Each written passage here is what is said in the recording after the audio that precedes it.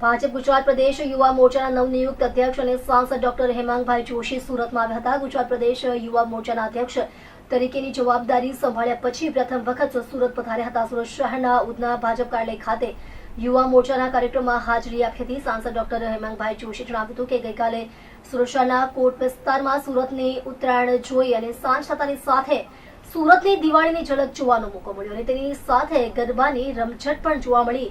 એટલે એક સાથે ત્રણ પ્રસંગો ઉજવતો હોય એટલે આપણો સુરત.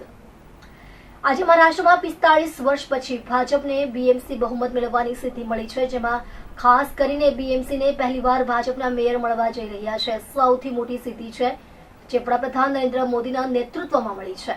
તે સાથે મહારાષ્ટ્રના એક ભારતીય જનતા પાર્ટીના કાર્યકર્તાઓની સિદ્ધિ છે. ગુજરાતી પણ ઘણા બધા કાર્યકર્તાઓ મહારાષ્ટ્રમાં પ્રચાર માટે ગયા હતા, તો તેમની મહેનત રંગ લાવી છે.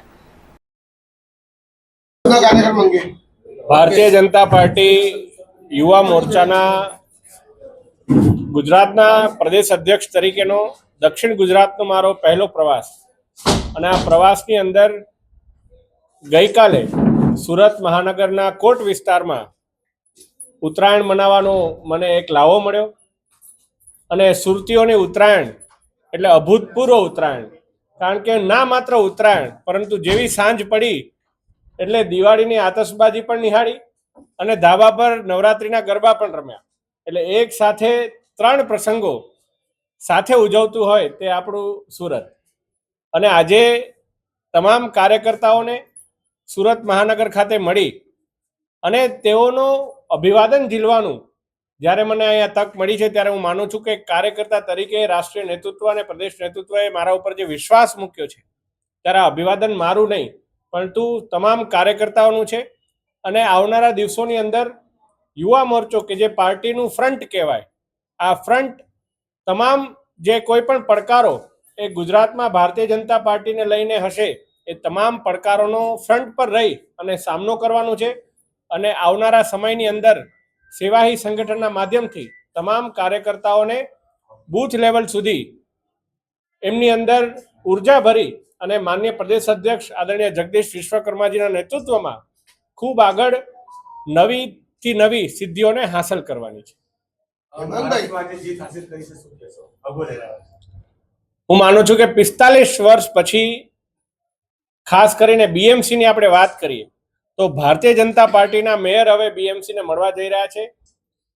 આ સિદ્ધિ છે અને આ સિદ્ધિ એ આપણા આદરણીય યશસ્વી વડાપ્રધાન શ્રી નરેન્દ્રભાઈ મોદીજીના નેતૃત્વ હેઠળ આપણા કેન્દ્રીય ગૃહમંત્રી આદરણીય અમિતભાઈ શાહ અને મહારાષ્ટ્રના માન્ય મુખ્યમંત્રી આદરણીય દેવેન્દ્ર ફડણવીસ એમના માર્ગદર્શનથી તમામ મહારાષ્ટ્રના એક એક કાર્યકર્તાઓની સિદ્ધિ છે.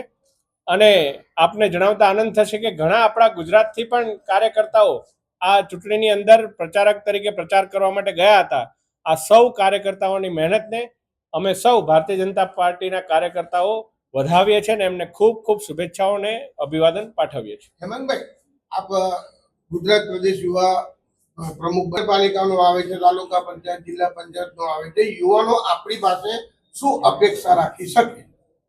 હું માનું છું કે એક સમય હતો કે જ્યારે દેશને આઝાદ કરવા માટે યુવાઓએ પોતાના જીવનની આહુતિ આપી હતી, પોતાના કારકિર્દીની પણ આહુતિઓ આપી હતી.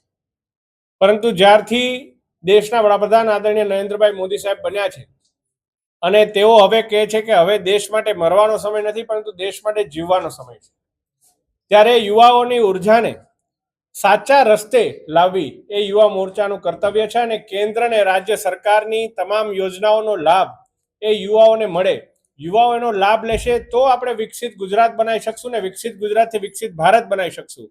એટલે મોદી સાહેબે અને આપણા મુખ્યમંત્રી શ્રી ભૂપેન્દ્ર પટેલ સાહેબે જે સંસાધનો યુવાનો માટે ઊભા કર્યા છે એનો લાભ એક એક યુવાને મળે, એ જ અમારો પ્રયાસ રહેશે. હેમાંગભાઈ, શાસનમાં ઉર્જા વપરાશે કે સંગઠનમાં ઉર્જા વપરાશે? આપ જે વાત કરો છો, હું માનું છું કે ભારતીય જનતા પાર્ટીનો કાર્યકર્તા એ શાસન કે સંગઠન કરતાં વધારે સેવાને મહત્વ આપે છે. પછી એ શાસનમાં હોય કે સંગઠનમાં હોય, એનું અંતિમ લક્ષ્ય તો છેવાડાના માનવીનું ઉદ્ધાર એ જ એમનો લક્ષ્ય હોય છે. આપ સૌનો ખૂબ ખૂબ આભાર.